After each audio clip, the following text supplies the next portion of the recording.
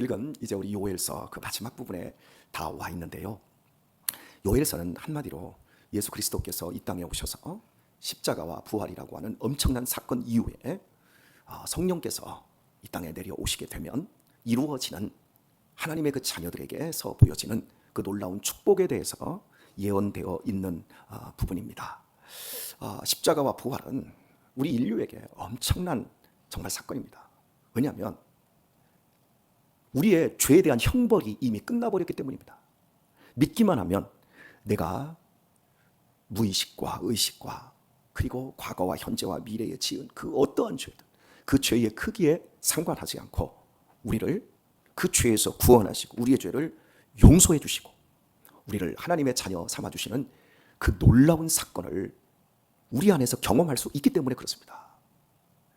죽음의 공포, 두려움, 미래에 대한 불확실함, 이 속에서 우리는 겨우 70년, 80년, 90년 살아가면서 큰일 나는데, 다치면 큰일 나는데, 죽으면 큰일 나는데, 망하면 큰일 나는데, 큰일을 염려하며 죽을 때까지 쉼이 없습니다. 평안이 없습니다. 하지만 십자가와 부활을 믿기만 하면, 믿게 되기만 하면 하나님의 자녀된 그 권세 속에 내 인생이 내 것이 아니라 하나님의 것이 되었고 하나님이 절대적으로 보호하고 하나님과 동일시 될 정도로 내 인생을 아끼고 그리고 인생의 수없이 많은 눈물의 골짜기를 통과하면서 우리는 하나님의 자녀다운 그 신분에 맞는 수준으로 성장하고 있다는 것을 우리가 그 역시도 누리게 되기 때문에 우리의 심리 구조, 우리의 인생 목표, 우리의 인생의 방향이 세상 사람과 완전히 달라집니다.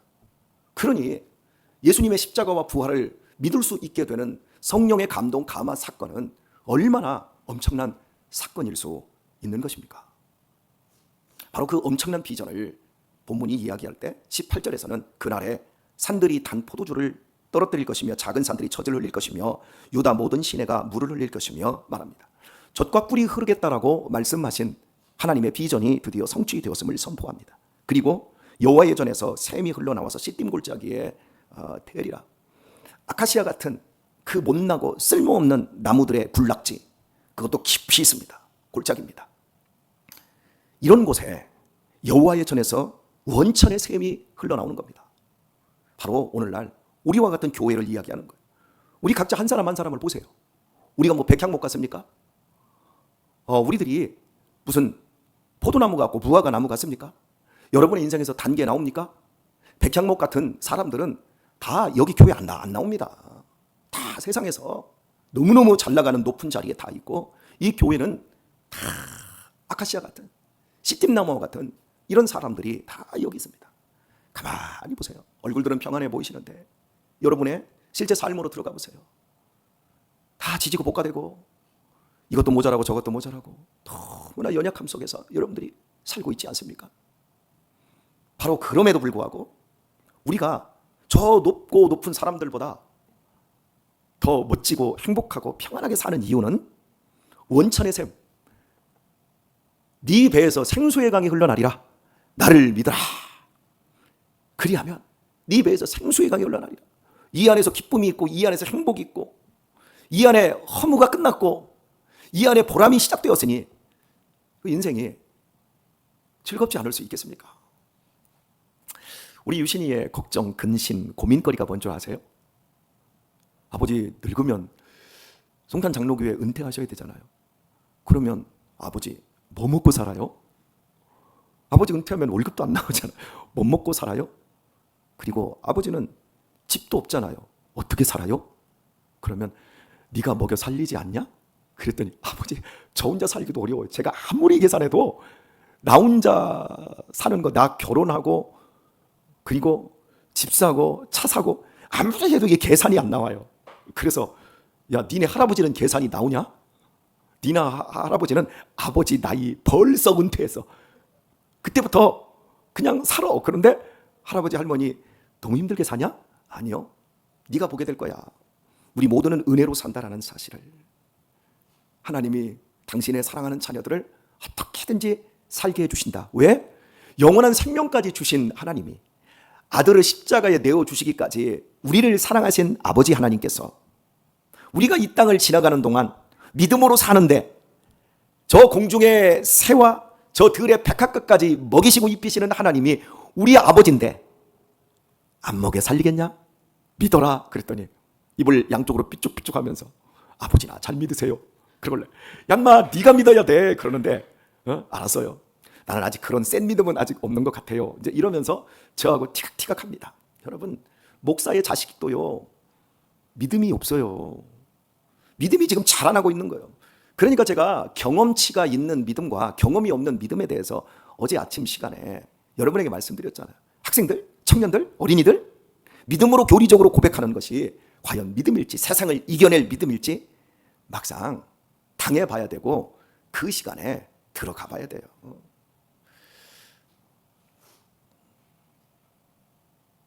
행복하시죠? 엄태경 장로님만 행복해요. 우리 교회에서는. 행복하시죠? 이제 애써 웃음의 표정 지으려고 하지 마시고 이게 무의식이라니까요. 우리는요 의식적으로 살아가는 것 같은데요 실은 무의식적으로 살아가요. 여기서 의식적으로 산다라고 하는 의미는 이런 겁니다. 믿음으로 살아야지. 그걸 교회에 오면 확인을 해요. 그런데 의식하지 않을 때는 우리는 무의식적으로 세상 사람과 별로 다르지 않은 생각 속에 가치관 속에 살아가는 거예요. 자, 읽은 이제 19절 말씀을 보면 그러나 애굽은 황무지가 되겠고 에돔은 황무한 들이 되리니 이는 그들이 유다 자손에게 강포를 행하여 무죄한 피를 그 땅에서 흘렸음이라 말씀합니다. 갑자기 애굽과 에돔을 하나님께서 등장을 시킵니다. 그리고는 그들이 황무하게 될 거다. 황무하다라는 게 뭡니까? 망해가지고 사람이 없는 거죠. 그냥 허벌판만 된다라는 거죠. 그런데 여기서 애굽과 에돔, 먼저 애굽을 생각해 보십시다. 이스라엘이 가장 담기를 원하고 젖과 꿀이 흐르는 가나안 땅을 가장 이상적인 그 나라로 만들려고 했던 전형적인 나라의 모습이 애굽입니다. 여러분 우리나라가 누구를 가장 담기를 원하고 어떤 나라를 가장 사랑하죠? 여러분 한번 말씀해 보세요. 일본? 태국? 우리나라가 가장 담기를 원하고 사모하는 나라가 어떤 나라예요? 대답 좀 해주세요. 어느 나라예요? 하늘나라. 예, 할렐루야. 믿음이 좋으셔서. 근데 이 땅에서 우리 솔직하게 제가 어린 시절 태어나서 지금까지 우리 한국 사람들은 미국을 너무너무 사랑합니다. 미국. 미자가 뭔지 아세요? 아름다울 미자예요. 그만큼 우리 미국을 담기를 원해요. 왜? 미국 LA 정말 어마어마하게 큰 도시지요. 세계에서 가장 큰 도시지요. 미국의 강력한 군사력. 미국은 전 세계 제1위의 군사력을 가지고 있습니다. 2위는 어디입니까? 중국입니다. 그런데 여러분 우리가 1, 2, 3, 3위는 러시아, 4위는 독일 이런 식으로 내려가잖아요. 그런데 여러분 1위와 2위가 1위, 1, 2 한 칸 차이네 이렇게 생각하면 안 되고 미국은 어느 정도 차이냐면 미국은 이 동아시아, 극동 그리고 저쪽 나토, 유럽 그리고 이쪽 그 아래쪽에 오세아니아 이쪽에 포진해 있는 이 함대 사령부가 있습니다. 그래서 미국이라는 나라를 상대로 전 세계의 모든 군사 국가들이 모여가지고 일대 전 세계를 싸워도 미국이 이길 정도로 강한 나라입니다. 핵무기 빼놓고 그냥 일반적으로 싸움하면. 그러니까 우리나라가 미국을 담기를 원했으니까 박정희 대통령 시절부터 우리 군사력 증강시켜야 돼. 우리나라 무기 다 자주화시켜야 돼. 그러니까 우리나라 무기가 지금 K9 자주포부터 시작해서 탱크, 헬리콥터 지금 불티나게 팔리고 있는 거예요. 경제력으로 얘기해 볼까요? 미국 대통령이 바뀌어서 야 니네 관세 25%, 너 50%. 전 세계가 벌벌 떨잖아요. 거역할 수가 없잖아요. 그러니까 우리나라가 미국을 담고 싶은 거예요. 미국을 담고 싶으니까 다 대자를 붙어. 무슨 대자? 우리 고향에 가면 조그만 다리가 있어요. 거기에도 대교. 다 대자를 붙여. 우리나라 보세요. 우리나라가 대한민국이래요. 큰 대자. 한자도 또 큰 한자. 그냥 작은 나라요. 어쨌든 간 미국을 이렇게 담고 싶어 해요. 잘 살고 힘이 있으니까. 그런 것처럼 유다 백성들이 그리도 담고 싶어 했던 나라가 애굽입니다. 왜냐하면 애굽은 당시에 미국과 같은 나라였고 너무너무 잘 살았고 문명 선진국. 여러분 지금 우리나라 넷플릭스 이제 오징어 게임도 3탄까지 나왔더만요. 우리 생각해 보세요. 우리는 넷플릭스에서 1등 했다? 넷플릭스라고 하는 것을 컨텐츠를 만든 나라가 더 유대하지 넷플릭스에서 1, 2, 3위 하는 게 뭐가 그렇게 좋습니까? 우리나라에 여러분 스타벅스 있죠, 매장. 전 세계에서 제일 많습니다. 이 작은 나라가. 커피 그렇게 엄청나게 먹어야 됩니다. 그다 얼굴들이 다 시꺼멓고 속도 다 시꺼멓게 타고 있죠. 그래서 매년 막 우울증 환자가들이 늘어나고 있잖아요. 여러분 보세요. 스타벅스 누가 만들었어요? 미국이 만들었어요.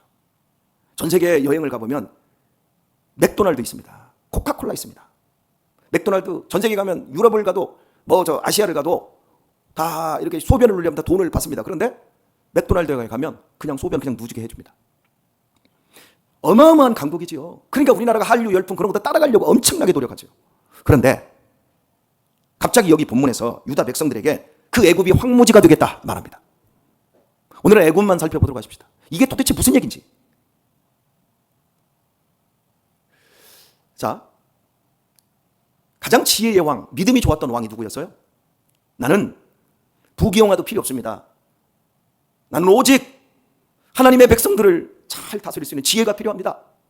그러자 하나님께서 네가 부도 구하지 않고 네가 수도 구하지 않고 네가 강건한 것도 구하지 않고 이렇게 나의 지혜를 구했으니 내가 너한테 전무후무할 정도로의 엄청난 부귀영화를 주겠노라 약속을 합니다. 누구죠? 솔로몬입니다. 그런데 솔로몬은 경험이 없었어요. 왕이 되기까지 하나님을 경험하지 못했어요. 좋은 아버지 다윗 밑에서 아버지의 신앙 유산과 이야기만을 들었어요. 오늘날 우리의 모태신앙인 자식들, 제 자식부터 시작해서 모태신앙으로 키운 자식들이 여러분 왜 믿음이 없습니까? 저는 우리 아들들 아무리 봐도 믿음이 없어요. 인생의 목표가 자동차에 있어요. 인생의 목표가 돈에 있어요. 왜 아버지는 나에게 아빠 찬스를 안 해주셨어요? 그래서 아빠 찬스는 없어도 너에게 영적인 하나님 아버지의 찬스는 위대하다 이 새끼야. 제가 막 승질나니까 이럽니다.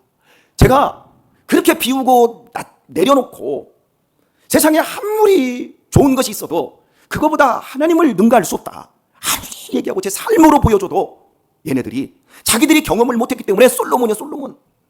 머리로는 다 알아. 그런데 실제로는 안 살아.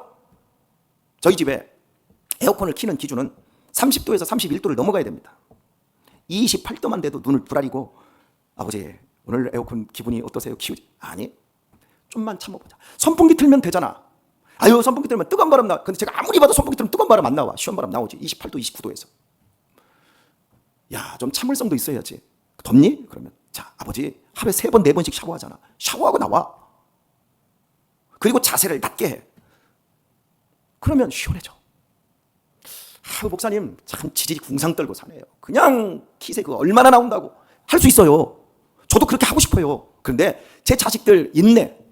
여러분 그렇게 계속해서 하다 보면 여름만 되면 여름 초입부터 그냥 에어컨 틀어버려요. 26도 되면 물론 갱년기 들어가고 연세 드셔서 막 몸에서 열이 확확 나올 때야 그렇지만 애들이야 안 그렇잖아요. 그래서 좀 저는 경험을 좀 시켜주었으면 좋겠다 싶은데 그러니까 얘들이 우리 아들이 들고 있는 이 스마트폰이 애플폰이래요. 그러더니 얘들은 충전할 때 어디다 올려놓으면 충전이 돼버려요. 내 거는 아무리 올려놔도 충전이 안 되고 내 거는 안 되는데 아버지가 후진 거니까 그렇죠. 여러분 아주 극도로 좋은 거 이게 다 애굽의 사고예요. 이게 다 솔로몬의 사고예요. 솔로몬이 믿음으로 고백할 때는 나는 그런 거 필요 없습니다. 나는 오직 지혜만 있으면 됩니다. 우리 아버지처럼 이 백성을 이끌 지혜가 필요합니다. 그런데 아버지는 어떤 사람이었습니까? 왕이 되기 전에 산전수전 다 겪었는데 죽음의 고비 위기들을 다 다니면서 미친 짓도 하고 침을 질질 흘리며 살기 위해서 그 온갖 고난, 억울함, 원통함 다 당하면서 사울왕에게 죽을 위기, 블레셋에서 죽일 위기 수없이 많은 고난의 연속을 통해서 하나님을 경험한 사람이에요. 그래서 그는 나는 필요 없습니다. 여호와가 내 목자이시면 됩니다. 그리고 실제 그 삶을 살려고 무진 애를 썼지만 여자 때문에 망했어요. 이렇게 신앙이 어려운 거예요. 그런데 솔로몬은 한 번에 1000마리의 1000번제를 드리고 나서 하나님이 딱딱 응답하시니까 나는 지혜가 필요합니다. 하나님도 감동하셔서 다 주겠다 그랬더니 그리고 나서 이제 결혼을 합니다. 모든 적들을 다 정리해 주시고 결혼을 했지요. 결혼하고 솔로몬이 한 첫 번째 일이 뭐예요? 모르시는구나. 애굽 왕 바로의 딸과 결혼한 거예요. 왜 애굽 왕 바로의 딸입니까? 솔로몬이 너무너무 사랑해서 그들의 연애가 로미오와 줄리엣이어서 그들의 연애가 석봉이와 윤정이처럼 저렇게 따뜻하고 아름다워서? 아니요. 정략 결혼이에요. 어떤 정략 결혼입니까? 애굽이라는 나라가 세계에서 가장 강력하니까 솔로몬이 머리를 쓴 겁니다. 내가 당신에게 내가 사위가 되겠습니다. 그러니 내 뒷배 좀 봐주시고 도와주세요. 여러분, 당시에 결혼이 이렇게 정략적으로 이루어지면 이 바로 왕의 딸이, 공주가 유다로 시집 오면서 뭘 가져와요? 돈만 가져옵니까? 군사력만 가져옵니까? 거기에 있던 종교를 그대로 가져와서 솔로몬의 낭실과 낭실 사이에 우상 제단을 만들어 버립니다. 그리고 나서 그때부터 또 주변의 나라들과 다 결혼하고 자기 자식들도 다 그렇게 결혼시켜서 예루살렘 성전을 솔로몬이 지었지요. 성전을 누가 성전을 먼저 지었습니까? 지 왕궁을 먼저 지었습니까? 여러분 다 아시잖아요. 눈물 골짜기를 통과하지 않은 사람의 신앙이라고 하는 건 거품이에요, 여러분. 저는 그래서 우리 시대에 우리 지금 젊은 세대들을 보면서 우리가 주일에 와서 여기 와서 예배를 드리고 하는 그 모든 것이 얼마나 아름답습니까? 걔네들 얼마나 신앙이 좋아 보입니까? 그런데요, 걔네들이 세상에 나가서 사는 분투 속에 하나님을 제쳐두고, 무의식적으로 하나님을 제쳐두고 세상의 그 영광과 세상의 가치관을 자기도 모르게 다 따라갑니다. 그러니 내가 이 정도 살면 자동차가 있어야 되고 집은 이래야 되고 내가 여행은 어느 정도 누리면서 살아야 되고 다 있어요. 지금 우리 노예 목사님 아들이 어렵게 일을 해서 집을 하나 마련했습니다. 그래서 그 목사님이 이제 아들 분가시키면서 이제 그 집 함께 가고 또 보수, 하자 보수 뭐 이런 거 하고 이제 짐을 넣었는데 혼자 사는데 텔레비전이 이거 2배만 한 거, 한쪽 벽면을 다 차지해. 그런 거. 그리고 침대는 제일 큰 게 킹이라고 하나요? 킹 사이즈, 쇼파. 모든 거 다 갖춰놔. 혼자 사는데. 아, 여러분, 그 크고 세상의 것을 누리는 것, 하나님의 자녀니까 그거 누리라고요? 아니요. 그거 누리라고 한 게 아니에요, 우리에게. 하나님 우리에게 누리라고 한 것이 먼저요, 내가 세상이 줄 수 없는 평안을 너희에게 주느니 평안을 누리라는 거예요. 오늘 우리가 단물이 나오고 젖이 흘러나오는 이 마지막 때 십자가의 복음 안에서 우리가 누리는 이 행복한, 원천의 셈이 있는 이 행복한, 이 구속받은, 심판이 떠나간, 정죄가 없는 구원의 삶을 누리면서 가장 우리를 무섭게 오염시킬 수 있는 대상이 애굽이에요. 애굽. 큰 거, 좋은 거, 쉬운 거, 편한 거. 예, 그 자체가 나쁜 게 아니거든요. 돈 많은 것, 여유롭게 사는 것 절대 나쁜 거 아니거든요. 그거 행복이잖아요. 그죠? 그런데 그게 우리의 인생의 목표가 돼버리면 무의식적으로 우리는 애굽을 쫓고 애굽을 하나님으로 놓고 있는 거예요. 이 부분에 대해서 우리 정말 고민해야 돼요, 여러분. 저는 지금도 끊임없이 고민합니다. 지난주부터 이번 주도 지금 제가 고민하고 있습니다. 왜냐하면 브레인시티의 종교부지가 싼 가격에 나왔고 그걸 지금 우리 교회에 사라고 계속해서 그 속에 대시하고 있습니다. 장로님들한테는 말씀을 드렸어요. 하는데 제 속에서 교회가 본질적으로 추구할 게 그건가?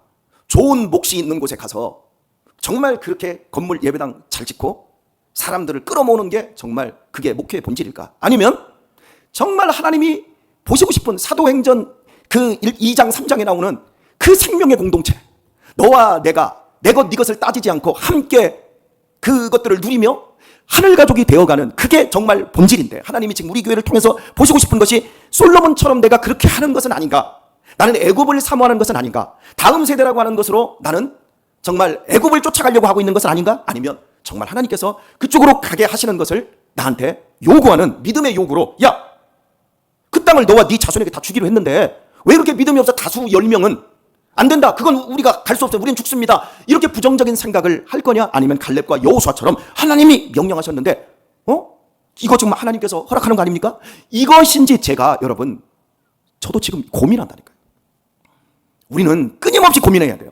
여기 코스트코가 돌았잖아요. 야, 코스트코 회원권을 갖는 게 이게 하나님의 뜻일까? 아유, 목사님 또 그런 것까지 가면 교회에 나올 사람 불편해서 없어요. 여러분, 저쪽에 이번에 좋은 땅이 나왔는데 그거 사두면 한 10배는 튀긴데, 그런데 내가 지금 알고 있어. 이런 것을 우리가 접할 때 하나님, 내가 어떻게 해야 됩니까? 그래, 하나님 뜻이지요?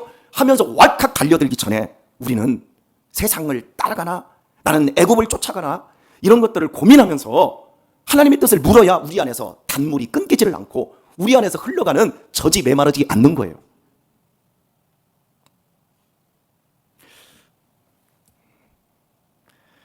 오늘 우리의 삶 속에 솔로몬과 같은 얄팍한 지식, 지혜가 믿음으로 둔갑되어 있지 않았으면 좋겠어요. 저는 여러분 모두가 다윗이 되었으면 좋겠어요. 하나님께 더 가까이 나갔으면 좋겠어요. 하나님의 마음을 알았으면 좋겠어요. 제가 답답한 게 그거예요. 제가 하나님의 마음을 다 몰라요. 지금 이 상황에서 네가 여호수아와 갈렙이 되라 이렇게 말씀한다면 저는 제 인생을 겁니다.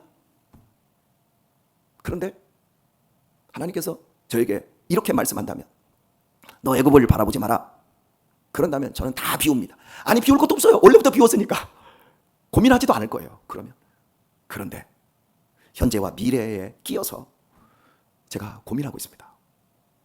여러분들도 현재와 미래 사이에 끼십시오. 과거에 끼지 마세요. 과거는 십자가와 예수님의 부활과 성령 강림으로 이미 끝나버렸습니다. 우리의 미래는 안전합니다. 그런데 현재와 미래, 어줍지 않은 지식으로 어줍지 않은 것으로 생각하고 애굽을 쫓아가고 미국을 쫓아가는 그런 것이 아니라 우리 하나님 나라를 쫓아가는 그런 믿음의 백성으로 우리의 미래를 채워가는 그 일에 순종하시고 그 복을 일구어가는 우리 귀한 성도님들 다 되시길 예수님의 이름으로 축원합니다.